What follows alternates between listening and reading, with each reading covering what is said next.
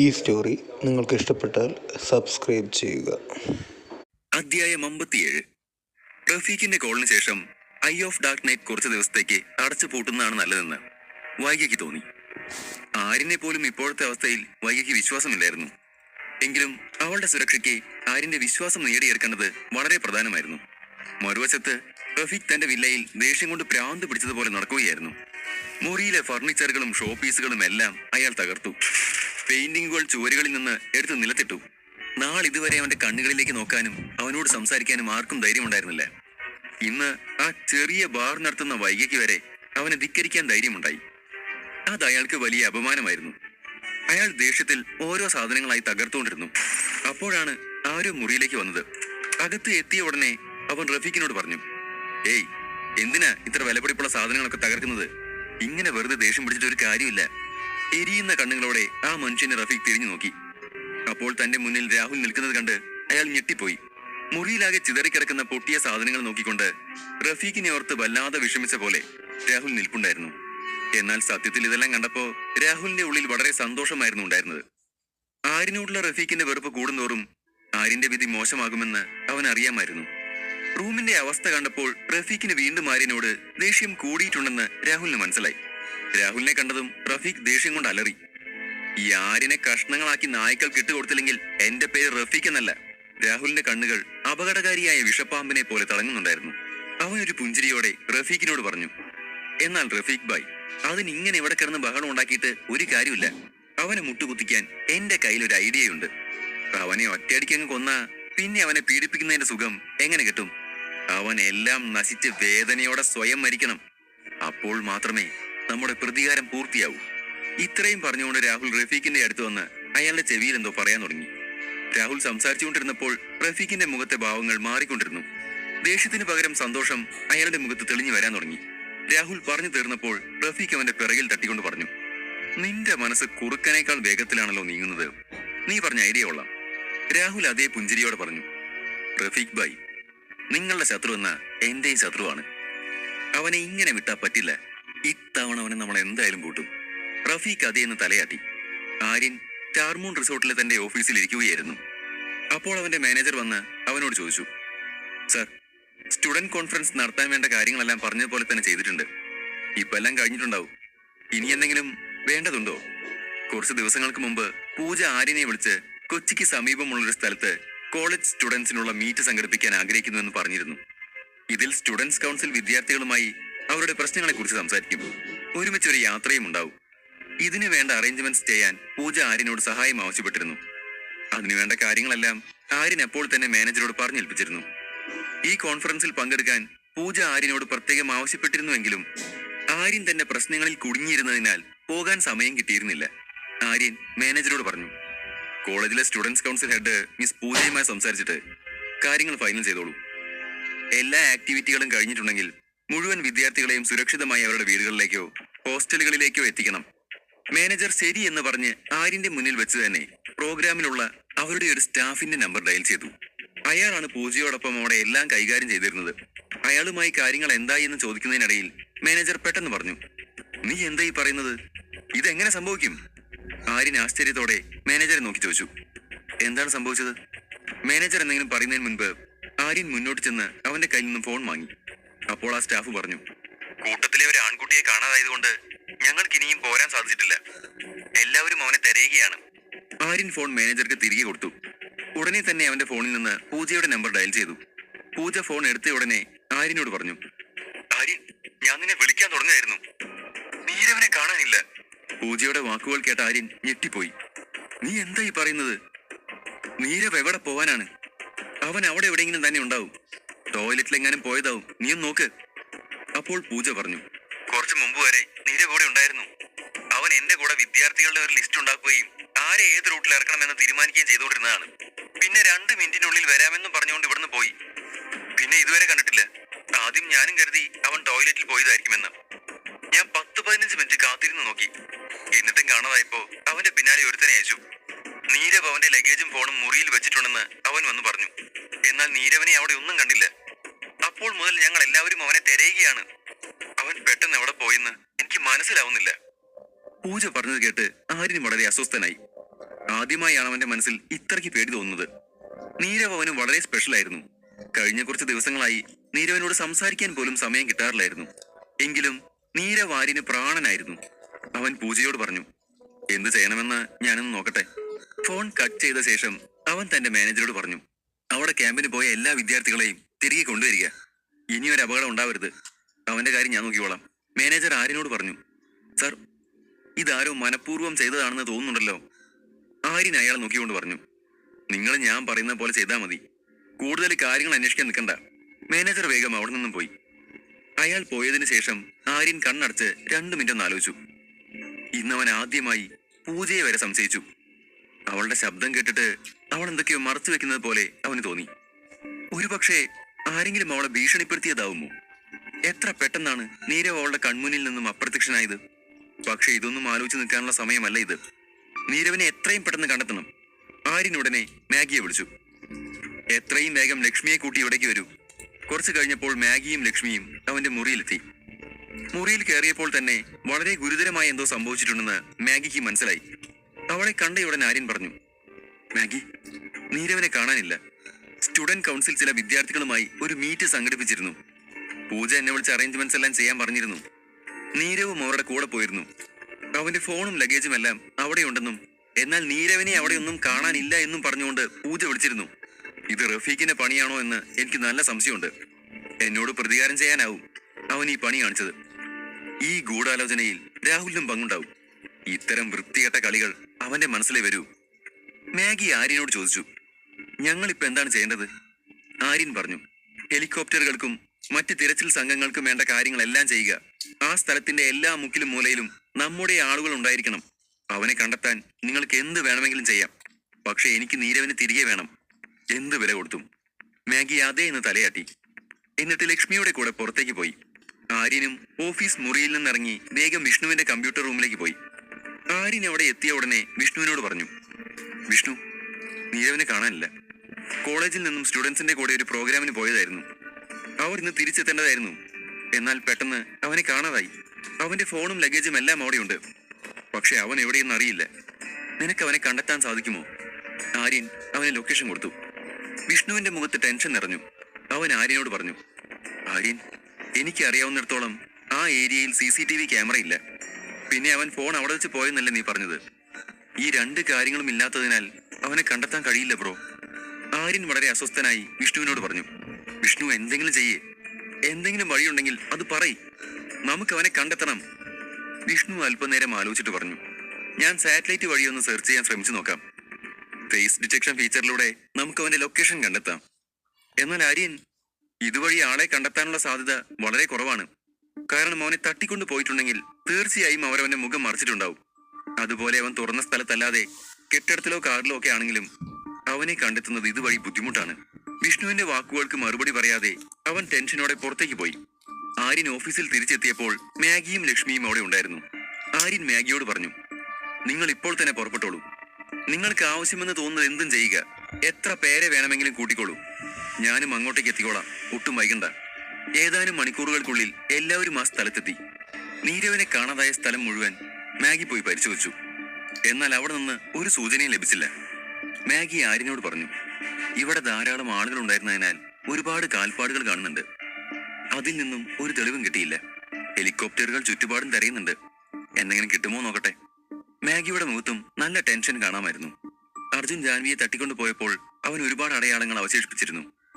എന്നാൽ ഇത്തവണ നീരവനെ കാണാതായപ്പോ മാഗിക്ക് നീരവനെ പിന്തുടരാനും കണ്ടെത്താനും വേണ്ട സംശയാസ്പദമായ ഒന്നും അവിടെ ഉണ്ടായിരുന്നില്ല. മാഗിയുടെ പേടി അവളുടെ മുഖത്ത് വ്യക്തമായി കാണാമായിരുന്നു. ആര്യനും വല്ലാത്ത നിസ്സഹായത തോന്നി. 200ഓളം സെക്യൂരിറ്റി ഗാർഡുകളും 2 ഹെലികോപ്റ്ററുകളും 4 മണിക്കൂർ തുടർച്ചയായി ആ സ്ഥലത്തിന്റെ എല്ലാ മുക്കിലും മൂലയിലും നീരവിനായി തെരച്ചിൽ നടത്തി. പക്ഷേ ഒന്നും കിട്ടിയില്ല. എല്ലാവരും വളരെ ക്ഷീണിച്ചിരുന്നു. അപ്പോഴാണ് മാഗിയുടെ ഫോണിലേക്ക് ഒരു കോൾ വന്നത്. പെട്ടെന്ന് മാഗിയുടെ മുഖം വിളറിയത് ആര്യൻ ശ്രദ്ധിച്ചു. അവനൊന്ന് ഞെട്ടി. നീരവിന് എന്തെങ്കിലും സംഭവിച്ചു കാണോ? മാഗി എന്തെങ്കിലും പറയും മുൻപേ ആര്യൻ അവളുടെ കയ്യിൽ നിന്നും ഫോൺ തട്ടിപ്പറിച്ചു. അതിൽ അവന്റെ മാനേജറുടെ പരിഭ്രമത്തോടെയുള്ള ശബ്ദമായിരുന്നു. ഒന്നും ബാക്കിയില്ല, എല്ലാം കത്തിച്ചാമ്പലായി. രക്ഷിക്കാനാവുമെന്ന് തോന്നുന്നില്ല. ആര്യൻ അമ്പരപ്പോടെ ചോദിച്ചു, എന്താണ് കത്തിയത്? എന്താണ് രക്ഷിക്കാൻ കഴിയാത്തത്? ആര്യന്റെ ശബ്ദം തിരിച്ചറിഞ്ഞ ഉടൻ മാനേജർ പേടിയോടെ പറഞ്ഞു, സാർ, സ്റ്റാർ മൂൺ റിസോർട്ട്, നമ്മുടെ റിസോർട്ടിൽ തീപിടുത്തം ഉണ്ടായി. തീ നന്നായി ആളി പടർന്നിട്ടുണ്ട്. അത് നിയന്ത്രിക്കാൻ കഴിയുന്നില്ല. ആര്യൻ ആകെ ഷോക്കായി. അടുത്ത നിമിഷം അവൻ ചോദിച്ചു, ആരെങ്കിലും ഉണ്ടോ അകത്ത്? എല്ലാവരെയും പുറത്തെത്തിക്കേ. റിസോർട്ടിനെ കുറിച്ച് വിഷമിക്കേണ്ട, പക്ഷെ ആർക്കും ഒരു അപകടവും ഉണ്ടാവരുത്. എല്ലാ ജീവനക്കാരെയും രക്ഷിക്കൂ. മാനേജർ പരിഭ്രമത്തോടെ മറുപടി പറഞ്ഞു, സാർ, ഞങ്ങൾ ജീവനക്കാരെ എല്ലാവരെയും രക്ഷിച്ചു. ഈ ദിവസങ്ങളിൽ റിസോർട്ട് അടച്ചിട്ടിരിക്കുന്നതിനാൽ അതിഥികൾ ആരുമില്ല. അല്ലെങ്കിൽ അവരെയൊന്നും രക്ഷിക്കാൻ നമുക്ക് സാധിക്കുമായിരുന്നില്ല. റിസോർട്ടിൽ ഒന്നും ഇനി ബാക്കിയുണ്ടാവാൻ സാധ്യതയില്ല. പക്ഷേ ഒരു വലിയ തെറ്റ് പറ്റിപ്പോയി സാർ. ആര്യൻ അക്ഷമയോട് ചോദിച്ചു, ഏയ് വേഗം പറ, എന്താ പറ്റിയത്? എന്താ പറ്റിയത്? മാനേജർ ഭയത്തോടെ പറഞ്ഞു, സാർ, നിങ്ങളുടെ സുഹൃത്ത് വിഷ്ണു 19ാം നിലയിൽ കുടുങ്ങിയിരിക്കുകയാണ്. ടെൻഷനിൽ ഞങ്ങൾ എല്ലാവരും പുറത്തിറങ്ങിയപ്പോ അവൻ മുകളിലത്തെ നിലയിലുള്ള കാര്യം ഞങ്ങൾ ഓർത്തില്ല. ആര്യൻ ദേഷ്യത്തോടെ പറഞ്ഞു, ഫയർ അലാറം ഉണ്ടായിരുന്നില്ലേ? അവ പ്രവർത്തിച്ചില്ലേ? വിഷ്ണു ഫയർ അലാറം അടിച്ചത് കേട്ടില്ലേ? മാനേജർ പറഞ്ഞു, സാർ, എന്താണ് സംഭവിച്ചെന്ന് അറിയില്ല. ഒരുപക്ഷെ ആരെങ്കിലും ഫയർ അലാറം ഓഫാക്കിയതാണോ ആവോ. ഒരു അലാറം പോലും അടിച്ചില്ല. തീ പടർന്നപ്പോഴാണ് എല്ലാവരും അതറിഞ്ഞത്. കാരണം താഴെ നിന്ന് തീ പടർന്നു തുടങ്ങിയിരുന്നില്ല. 3ാം നിലയിലാണ് തീപിടുത്തം ഉണ്ടായത്. പിന്നെ അവിടെ നിന്ന് താഴേക്കും മുകളിലേക്കും പടർന്നു. ഞങ്ങൾ എല്ലാവരും പരസ്പരം മുന്നറിയിപ്പ് നൽകി പുറത്തേക്ക് ഓടി. എല്ലാ ജീവനക്കാരും അങ്ങനെയാണ് പുറത്തിറങ്ങിയത്. ചിലർക്ക് ചെറിയ പരിക്കുകളും ചെറിയ പൊള്ളലുകളും ഉണ്ട്. പക്ഷേ വിഷ്ണു മുകളിൽ കുടുങ്ങിക്കിടക്കുകയാണ് സാർ. ആര്യന്റെ മനസ്സ് ആകെ അസ്വസ്ഥമായിരുന്നു. അവൻ ദേഷ്യത്തോടെ പറഞ്ഞു, എന്നോട് കഥ പറഞ്ഞുകൊണ്ട് നിൽക്കാതെ എന്ത് വില കൊടുത്തും അവനെ രക്ഷിക്കൂ. നിസ്സഹായത പ്രകടിപ്പിച്ചുകൊണ്ട് മാനേജർ പറഞ്ഞു, സാർ, 8ാം നിലയിലേക്ക് വരെ ഇപ്പോൾ തീ പടർന്നു. താഴെയുള്ള എല്ലാ നിലകളും കത്തി നശിച്ചിരിക്കുന്നു. നമ്മുടെ റെസ്ക്യൂ ടീമിന് മുകളിലെത്താൻ കഴിയുന്നില്ല. വിഷ്ണു ഉള്ളത് 19ാം നിലയിലല്ലേ? അവിടേക്ക് ആർക്കും പോവാൻ കഴിയുന്നില്ല. എന്ത് ചെയ്യണമെന്ന് ഞങ്ങൾക്കറിയില്ല. പ്ലീസ് ഒന്നും മിണ്ടാതിരിക്കെ. വിഷ്ണുവിന് ഒന്നും സംഭവിക്കില്ല. ഇതും പറഞ്ഞ ആര്യൻ ദേഷ്യത്തോടെ ഫോൺ നിലത്തേക്ക് എറിഞ്ഞു.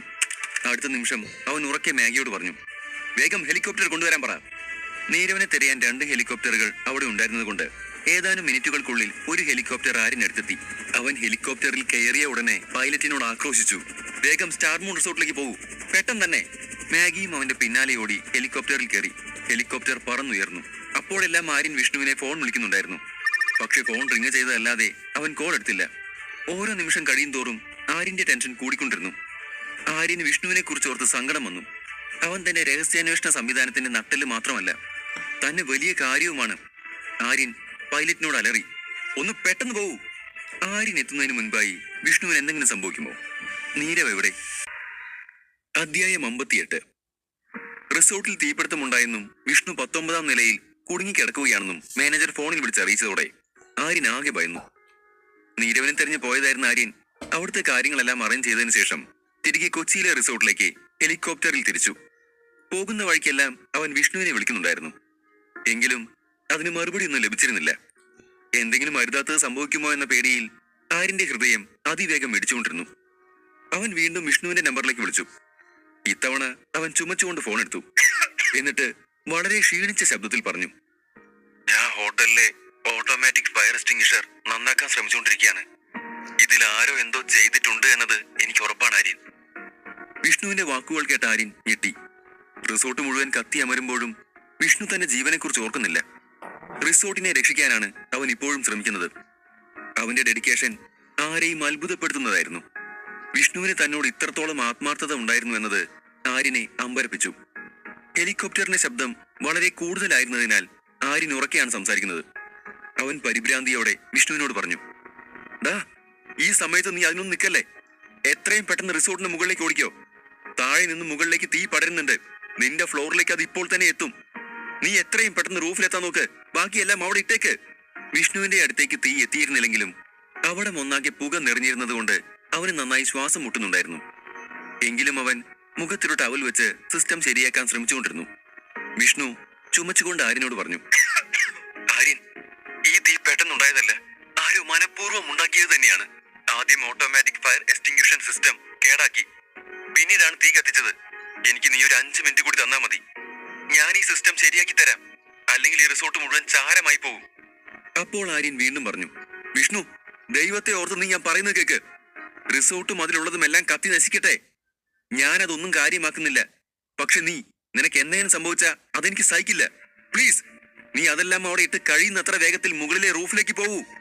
വിഷ്ണു എന്നാൽ അതൊന്നും കേൾക്കാൻ തയ്യാറായില്ല. അവൻ പറഞ്ഞു, ആര്യൻ, ദയവ് ചെയ്ത് നീ ഞാൻ പറയുന്നത് മനസ്സിലാക്ക്. ഈ സിസ്റ്റത്തിൽ ആരോ ചെറിയ കൃത്രിമം നടത്തിയിട്ടുണ്ട്. 5 മിനിറ്റ് മതി, ഞാനത് ശരിയാക്കും. റിസോർട്ടിനൊന്നും സംഭവിക്കാതെ സംരക്ഷിക്കാൻ ഇനിയും നമുക്ക് കഴിയും ബ്രോ. നീ എനിക്ക് വേണ്ടി ഒരുപാട് കാര്യങ്ങൾ ചെയ്തിട്ടുണ്ട്. എനിക്ക് എത്രയോ വലിയ ശമ്പളമാണ് തരുന്നത്. നീ എന്നോട് എപ്പോഴും വളരെ ബഹുമാനത്തോടെയാണ് പെരുമാറുന്നത്. ആ നിനക്ക് വേണ്ടി ഇതെങ്കിലും ചെയ്യാൻ എന്നെ അനുവദിക്കേ. പേടിക്കണ്ട, ഇത് വേഗം തീരും. സത്യത്തിൽ വിഷ്ണു ആര്യനോട് കള്ളം പറയുകയായിരുന്നു. അത് 5 മിനിറ്റ് കൊണ്ട് തീരുന്ന സംഗതിയായിരുന്നില്ല. ആരോ സിസ്റ്റം മുഴുവൻ നശിപ്പിച്ചിരുന്നു. വിഷ്ണു മുഴുവൻ സിസ്റ്റവും വീണ്ടും തിരുത്തി അത് വീണ്ടും ഇൻസ്റ്റാൾ ചെയ്യാനാണ് ശ്രമിക്കുന്നത്. അപ്പോൾ മാത്രമേ സിസ്റ്റം വീണ്ടും പ്രവർത്തിക്കൂ. ഓരോ മിനിറ്റും വിഷ്ണുവിന് നിർണായകമായിരുന്നു. കൂടുതലൊന്നും പറയാൻ അവൻ ആര്യന് അവസരം നൽകിയില്ല. പെട്ടെന്ന് തന്നെ കോൾ കട്ട് ചെയ്തു. വിഷ്ണുവിനെ സംബന്ധിച്ച് ഇത് ആര്യന്റെ റിസോർട്ടിന്റെ മാത്രം കാര്യമായിരുന്നില്ല. ലോകത്തിനു മുമ്പിൽ തന്റെ കഴിവ് തെളിയിക്കാൻ അവൻ ആഗ്രഹിച്ചു. നല്ല ടാലന്റ് ഉണ്ടായിരുന്നിട്ട് പോലും വിഷ്ണുവിന് ആളുകളുടെ കളിയാക്കലുകൾ ഒരുപാട് നേരിടേണ്ടി വന്നിട്ടുണ്ട്. ആഗ്രഹിച്ച ചെറിയ കാര്യങ്ങൾ പോലും കിട്ടാതെ അവൻ കടുത്ത ദാരിദ്ര്യത്തിലായിരുന്നു വളർന്നത്. എന്നാൽ ആര്യന്റെ കൂടെ കൂടിയത് മുതൽ എല്ലാ ആഡംബരങ്ങളോടും കൂടിയാണ് അവൻ ജീവിക്കുന്നത്. വിഷ്ണു വളരെ ആത്മാഭിമാനമുള്ള വ്യക്തിയായിരുന്നു. ഇതിനെല്ലാം പകരമായി ഏത് സാഹചര്യത്തിലും ആര്യനൊപ്പം ഉണ്ടായിരിക്കാൻ അവൻ ആത്മാർത്ഥമായി ആഗ്രഹിച്ചിരുന്നു. ആര്യൻ അവന്റെ കഴിവിന് ഒരുപാട് വാല്യൂ കൊടുക്കുക മാത്രമല്ല, അവനോട് എപ്പോഴും ബഹുമാനത്തോടെ പെരുമാറുകയും ചെയ്തിരുന്നു. മുമ്പൊക്കെ വിഷ്ണു ഡ്രസ്സിംഗ്, ഹെയർ സ്റ്റൈൽ, വൃത്തി ഇതിലൊന്നും ശ്രദ്ധിക്കാതെ വളരെ അശ്രദ്ധമായി രാവും പകലും കമ്പ്യൂട്ടറിൽ മുഴുകിയായിരുന്നു ജീവിച്ചത്. അവന്റെ ഹോസ്റ്റൽ മേറ്റ്സും കോളേജിലെ പെൺകുട്ടികളും അവന്റെ കോലം കാരണം അവനെ വാക്കിംഗ് ഡസ്റ്റ്ബിൻ എന്ന് വിളിക്കാറുണ്ടായിരുന്നു. എല്ലാവരും അവനെ പുച്ഛത്തോടെ മാത്രം നോക്കി. ആര്യൻ മാത്രമാണ് അവനോട് സ്നേഹത്തോടെ പെരുമാറിയിരുന്നത്. വിഷ്ണുവിന്റെ കഴിവുകളെ തിരിച്ചറിഞ്ഞ് പ്രോത്സാഹിപ്പിച്ചിരുന്നതും അവൻ മാത്രമാണ്. പരസ്പരം കാണാൻ തുടങ്ങിയ നാൾ മുതൽ ഇന്ന് വരെ ഒരിക്കൽ പോലും ആര്യൻ അവനെ അപമാനിച്ചിട്ടില്ല. ഈ കാരണങ്ങൾ കൊണ്ട് തന്നെ വിഷ്ണു ആര്യന് വേണ്ടി തന്റെ ജീവൻ പണയപ്പെടുത്താൻ വരെ തയ്യാറായിരുന്നു. കോൾ കട്ട് ചെയ്ത ഉടനെ വിഷ്ണു സിസ്റ്റത്തിൽ വീണ്ടും തന്റെ ജോലികൾ തുടർന്നു.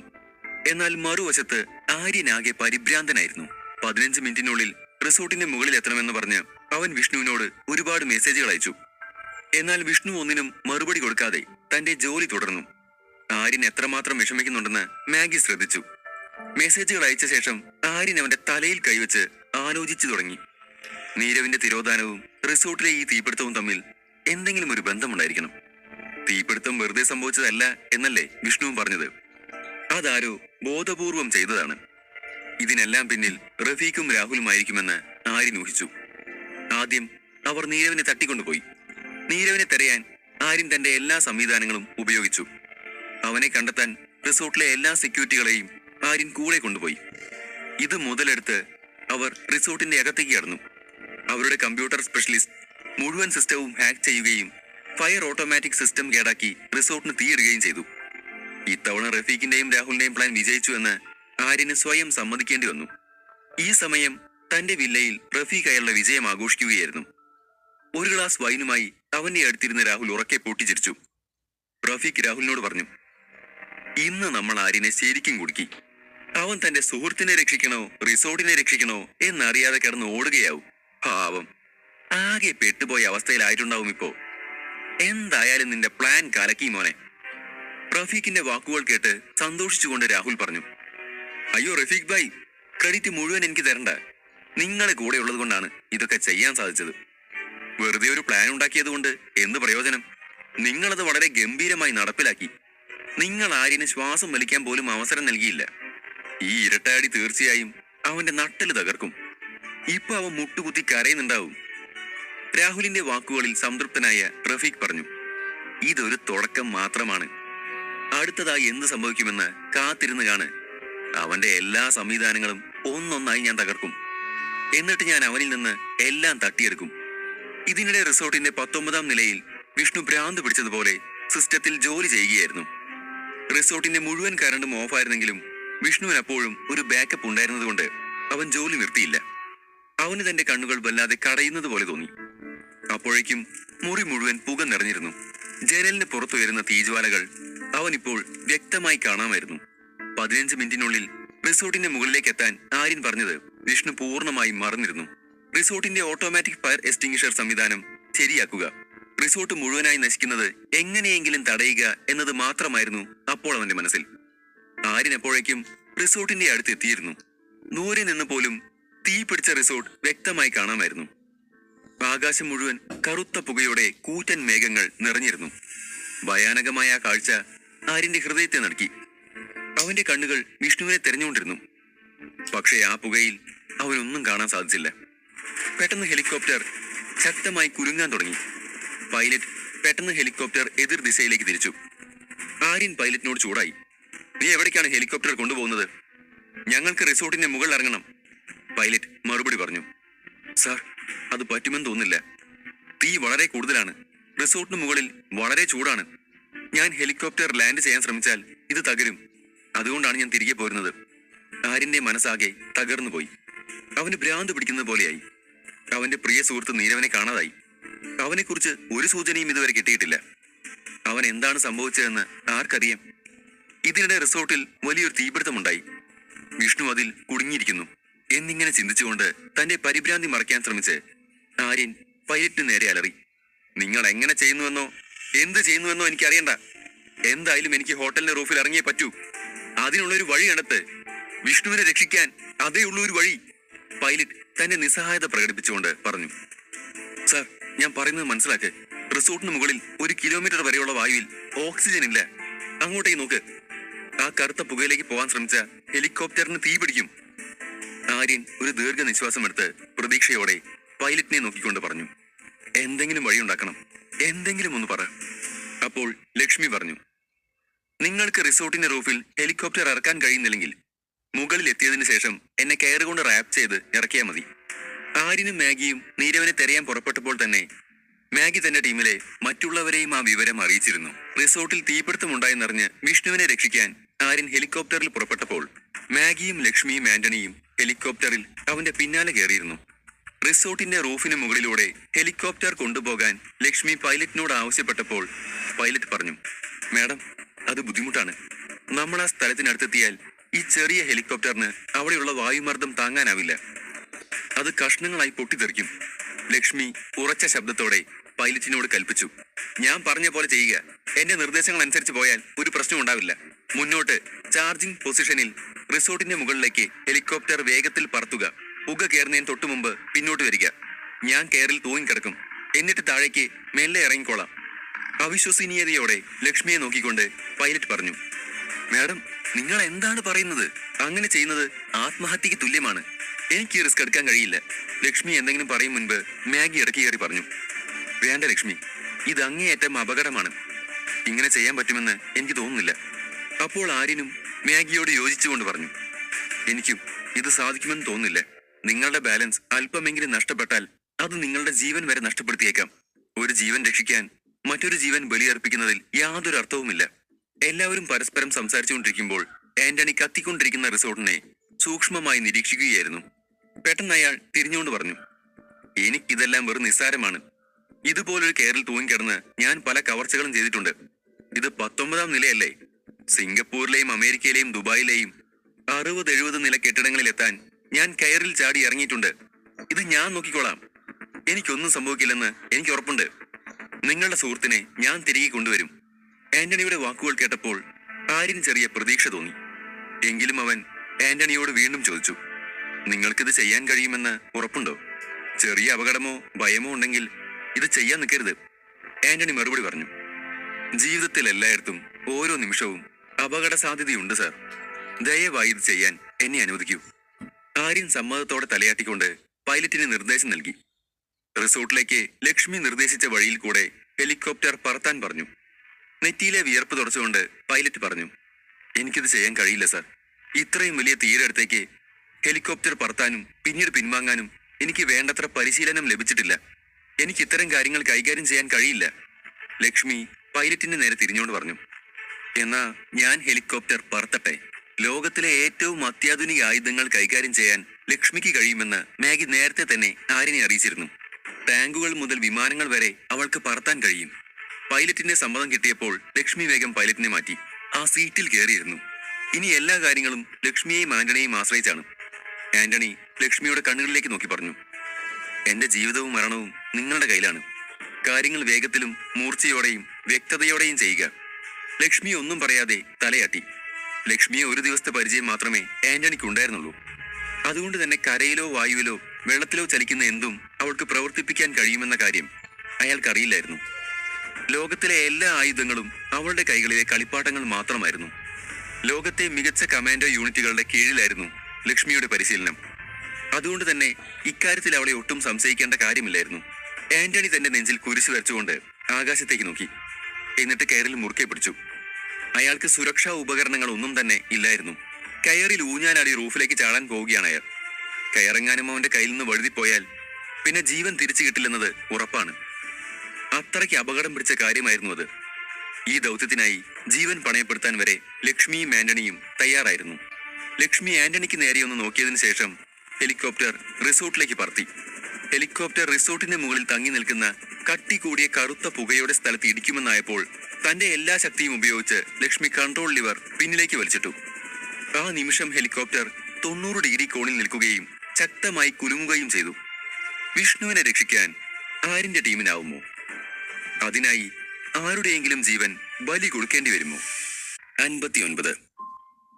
ആരിന്റെ റിസോർട്ടിൽ തീ പടരുകയാണ്. അതിന്റെ 19ാം നിലയിൽ വിഷ്ണു കുടുങ്ങിക്കിടക്കുന്നു. കത്തിക്കൊണ്ടിരിക്കുന്ന കെട്ടിടത്തിനടുത്തേക്ക് ഹെലികോപ്റ്റർ കൊണ്ടുപോവാൻ തനിക്ക് കഴിയില്ലെന്ന് പറഞ്ഞ് പൈലറ്റ് മടിച്ചു നിന്നപ്പോൾ ലക്ഷ്മി ആ ദൗത്യം ഏറ്റെടുത്തു. ആന്റണി ഒരു കയറിന്റെ സഹായത്തോടെ റിസോർട്ടിന്റെ റൂഫിലേക്ക് ചാടാൻ തയ്യാറായി നിൽക്കുകയാണ്. ലക്ഷ്മി ഹെലികോപ്റ്ററിനെ റിസോർട്ടിന്റെ മുകളിലെത്തിച്ചു. അവിടെ മുഴുവൻ അപ്പോൾ തീ ആളി കത്തുകയായിരുന്നു. ആ തീ ജ്വാലയിലേക്ക് എത്തുന്നതിന് തൊട്ടു മുൻപായി അവൾ ഹെലികോപ്റ്റർ തിരിച്ചു. ആ ഒരു സെക്കൻഡിൽ ആന്റണി കയർ മുറുക്കെ പിടിച്ച് ഹെലികോപ്റ്ററിൽ നിന്നും പുറത്തേക്ക് ചാടി. ആര്യനും മാഗിയും പൈലറ്റും ശ്വാസം അടക്കി പിടിച്ചുകൊണ്ടാണ് ആ രംഗം നോക്കി നിന്നത്. ആന്റണി ഒരു പെൻഡുലം പോലെ ആടി താഴേക്കിറങ്ങി. തീ തന്റെ ശരീരത്തിൽ തട്ടാതിരിക്കാൻ അയാൾ തന്റെ ശരീരം വളച്ചു പിടിച്ചു. ഇതിനിടയിൽ ലക്ഷ്മി തന്റെ എല്ലാ ശക്തിയും ഉപയോഗിച്ച് ഹെലികോപ്റ്ററിന്റെ ലിവർ പിന്നിലേക്ക് വലിച്ചുകൊണ്ട് തീ ജ്വാലകളിൽ നിന്ന് സുരക്ഷിതമായി പിറകിലോട്ട് മാറി. അപ്പോഴേക്കും ആന്റണി റിസോർട്ടിന്റെ മുകളിലെത്തി. അവിടെ മുഴുവൻ പുക നിറഞ്ഞു നിൽക്കുകയായിരുന്നു. തന്റെ പരിക്കുകൾ അവഗണിച്ച് അയാൾ വിഷ്ണുവിന്റെ അടുത്തേക്ക് എത്താനുള്ള വഴിയിലേക്ക് ഓടി. ഹെലികോപ്റ്ററിൽ വെച്ച് ആര്യൻ തന്റെ ഫോണിൽ ആന്റണിക്ക് കെട്ടിടത്തിന്റെ മാപ്പ് കാണിച്ചു കൊടുത്തിരുന്നു. അയാളുടെ മനസ്സ് വളരെ ഷാർപ്പായിരുന്നു. അതുകൊണ്ട് തന്നെ ഒറ്റ നോട്ടത്തിൽ ആ മാപ്പ് അയാൾക്ക് മനസ്സിൽ പതിപ്പിക്കാൻ സാധിച്ചു. കോണിപ്പടികൾ എവിടെയാണെന്നും ഇടനാഴികൾ എവിടെയാണെന്നും വിഷ്ണുവിന്റെ മുറി എവിടെയാണെന്നും അയാൾക്ക് കൃത്യമായി മനസ്സിലായിരുന്നു. ആന്റണി എല്ലാം വളരെ ആർജവത്തോടെ ചെയ്യുന്നത് കണ്ടപ്പോൾ മാഗി അത്ഭുതത്തോടെ പറഞ്ഞു, "ഓ മൈ ഗോഡ്, വണ്ടർഫുൾ." ഒരു ചെറിയ പിഴവ് സംഭവിച്ചാൽ പോലും ആന്റണിക്ക് ജീവൻ നഷ്ടപ്പെടുമായിരുന്നു. അവൻ എത്ര വിദഗ്ധമായാണ് ഇറങ്ങിയത്. ആര്യനും അതുതന്നെയാണ് ചിന്തിച്ചത്. മാഗി ഉണ്ടാക്കിയ ടീം വളരെ മികച്ചതായിരുന്നു. എല്ലാവരും ഒന്നിനൊന്നു മെച്ചം. ആന്റണിയുടെ ഈ ധൈര്യം സമ്മതിക്കേണ്ടത് തന്നെയാണ്. എന്നാൽ ക്രെഡിറ്റിന്റെ ഭൂരിഭാഗവും കൊടുക്കേണ്ടത് ലക്ഷ്മിയുടെ ഹെലികോപ്റ്റർ ഡ്രൈവിങ്ങിനാണ്. എന്നിങ്ങനെ ഒരുപാട് കാര്യങ്ങൾ ആര്യൻ ചിന്തിച്ചുകൊണ്ടിരുന്നു. ലക്ഷ്മിയുടെ സ്ഥാനത്ത് മറ്റാരെങ്കിലും ആയിരുന്നെങ്കിൽ അവർ പരിഭ്രാന്തരായി ഹെലികോപ്റ്റർ അപകടത്തിലാക്കുമായിരുന്നു. അങ്ങനെയെങ്കിൽ ആന്റണിയുടെ മരണവും കാണേണ്ടി വന്നേനെ. കൃത്യസമയത്ത് ലക്ഷ്മി എല്ലാം കൈകാര്യം ചെയ്തു. അങ്ങനെ ഓരോന്ന് ചിന്തിച്ചപ്പോൾ ആര്യൻ അല്പം ആശ്വാസം തോന്നി. ആന്റണി എപ്പോഴേക്കും പടികൾ ഇറങ്ങിയിരുന്നു. പുക അവിടെയെല്ലാം നിറഞ്ഞിരിക്കുകയാണ്. അവന് തന്റെ കണ്ണുകളും തൊണ്ടയും എല്ലാം കത്തുന്നത് പോലെ തോന്നി. അത് കാരണം അവൻ പോക്കറ്റിൽ നിന്ന് ഒരു തൂവാലയെടുത്ത് മുഖം പരമാവധി മൂടിക്കെട്ടി. വിഷ്ണു അപ്പോഴും അകത്ത് സിസ്റ്റം ശരിയാക്കുകയായിരുന്നു. അവൻ അവസാന കോഡും കൊടുത്തു കഴിഞ്ഞപ്പോൾ വിജയാഹ്ലാദത്തോടെ വിളിച്ചു പറഞ്ഞു, "യെസ്, ഐ ഡിഡ് ഇറ്റ്." എന്നിട്ടവൻ ലാസ്റ്റ് ബട്ടണിൽ അമർത്തി. അപ്പോൾ അവന്റെ മുഖത്ത് ഒരു പുഞ്ചിരി വിരിഞ്ഞു. താൻ കടന്നു പോകുന്ന അപകടകരമായ സാഹചര്യങ്ങളെല്ലാം ആ നിമിഷം അവൻ മറന്നിരുന്നു. പ്രോഗ്രാം സ്ക്രീനിൽ റീലോഡ് ആയിക്കൊണ്ടിരുന്നു. ഓട്ടോമാറ്റിക് ഫയർ എക്സ്റ്റിംഗ്വിഷിംഗ് സിസ്റ്റം കുറച്ച് സമയം കൊണ്ട് വീണ്ടും ശരിയാവും. പ്രോഗ്രാം വീണ്ടും ലോഡ് ചെയ്തു കഴിഞ്ഞാൽ എല്ലാ ഫയർ എക്സ്റ്റിംഗ്വിഷിംഗ് ഉപകരണങ്ങളും യാന്ത്രികമായി പ്രവർത്തനക്ഷമമാകും.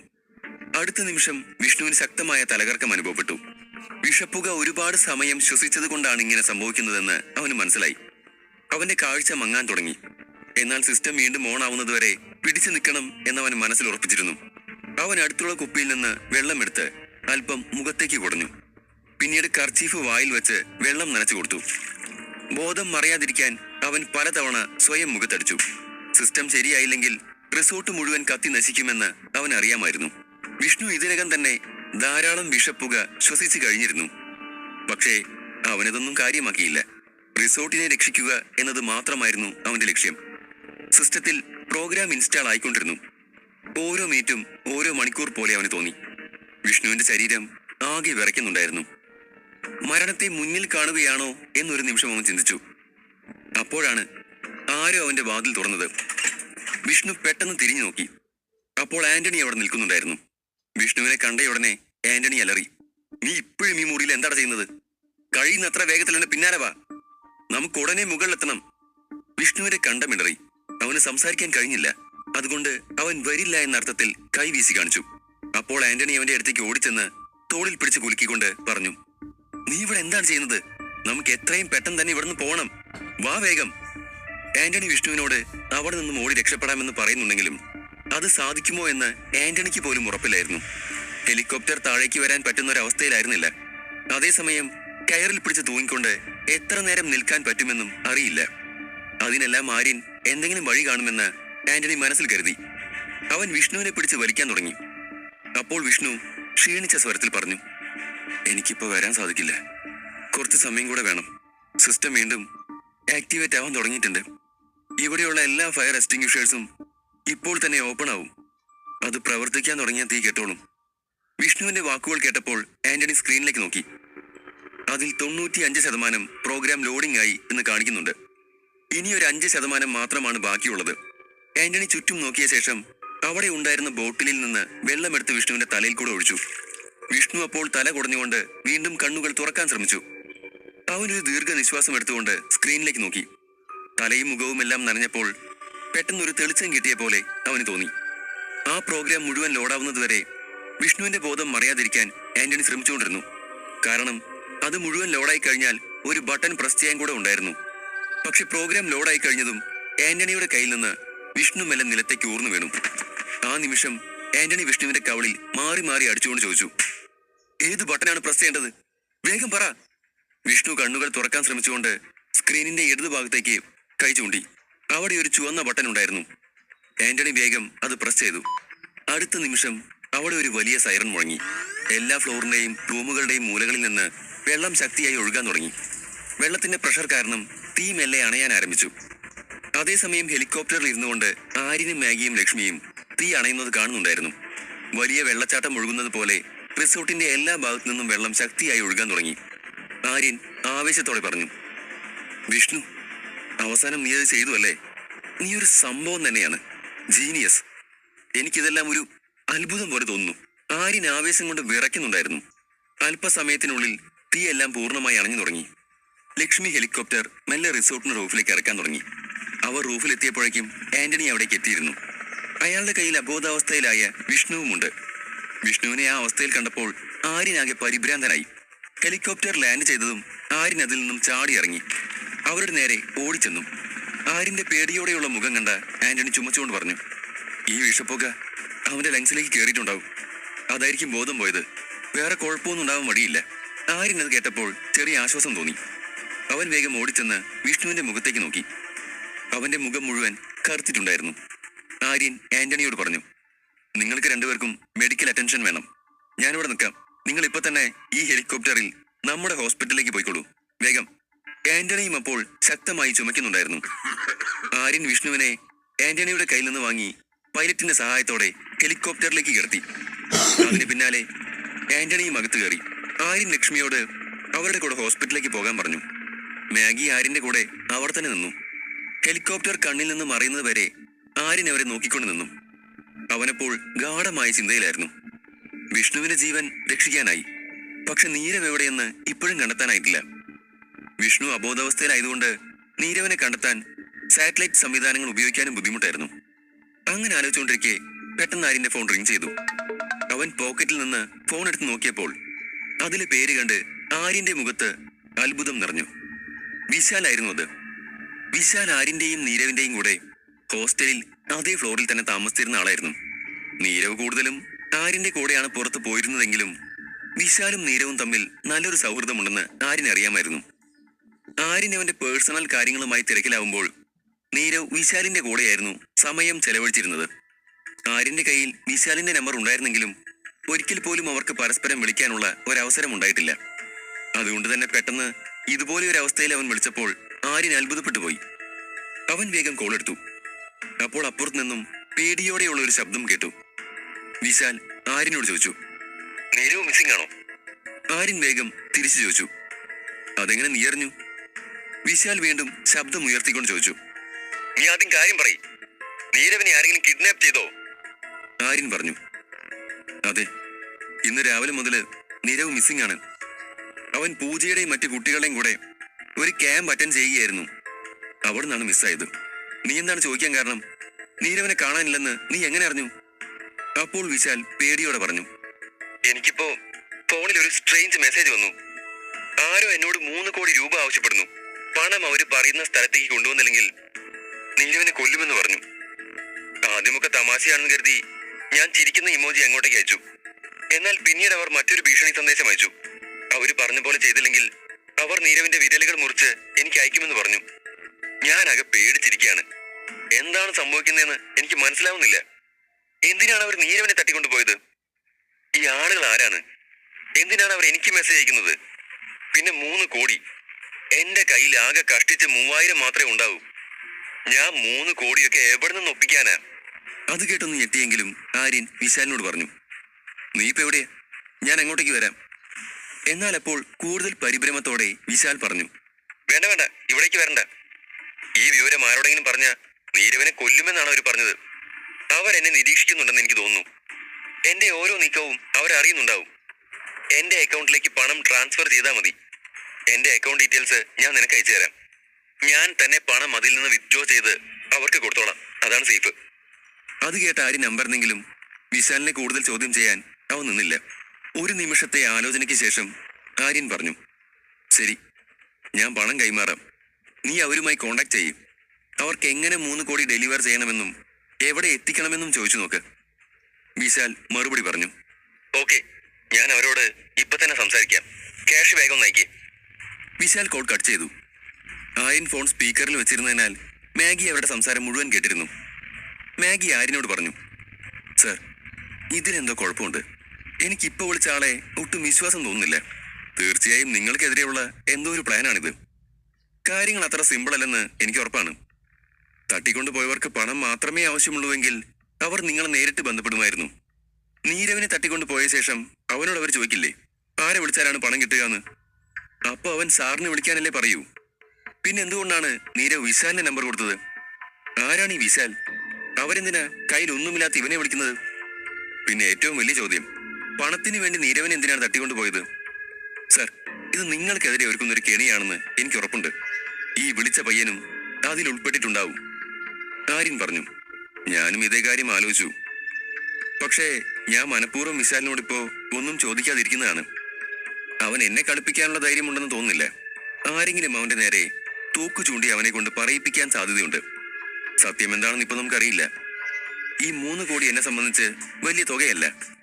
സിറ്റി ബാങ്കിൽ വിളിച്ച് വിശാലിന്റെ അക്കൗണ്ടിലേക്ക് ഇപ്പൊ തന്നെ 3 കോടി ട്രാൻസ്ഫർ ചെയ്യാൻ പറയുക. അവൻ എനിക്ക് അവന്റെ ബാങ്ക് അക്കൗണ്ട് ഡീറ്റെയിൽസ് അയക്കും. ഞാനത് തരാം. കാര്യങ്ങൾ പെട്ടെന്ന് തന്നെ ചെയ്യണം. ഇപ്പൊ എനിക്കൊരു ഇമ്പോർട്ടന്റ് കോൾ ചെയ്യാനുണ്ട്. ആര്യൻ നേരെ റൂഫിന്റെ മറുവശത്തേക്ക് നടന്നു. എന്നിട്ട് അവന്റെ കോണ്ടാക്റ്റുകളിൽ ഒരു പേരിനായി തിരയാൻ തുടങ്ങി. ആര്യൻ ആരെയാണ് വിളിക്കുന്നത്? നീരവിന് എന്താണ് സംഭവിച്ചത്? 60. ആര്യൻ വിഷ്ണുവിനെ റിസോർട്ടിൽ നിന്ന് സുരക്ഷിതമായി പുറത്തിറക്കിയെങ്കിലും നീരവനെ കുറിച്ച് അപ്പോഴും ഒരു തുമ്പും ലഭിച്ചിരുന്നില്ല. ആ സമയത്ത് നീരവനെ കണ്ടെത്താൻ വിഷ്ണുവിന്റെ സഹായം തേടാനും ആര്യന് പറ്റുമായിരുന്നില്ല. ഇതിനിടയിൽ നീരവിന്റെ സുഹൃത്ത് വിശാൽ ആര്യനെ വിളിച്ച് നീരവനെ തട്ടിക്കൊണ്ടു പോയവർ അവനെ വിളിച്ച് 3 കോടി രൂപ ആവശ്യപ്പെട്ടെന്ന് പറഞ്ഞു.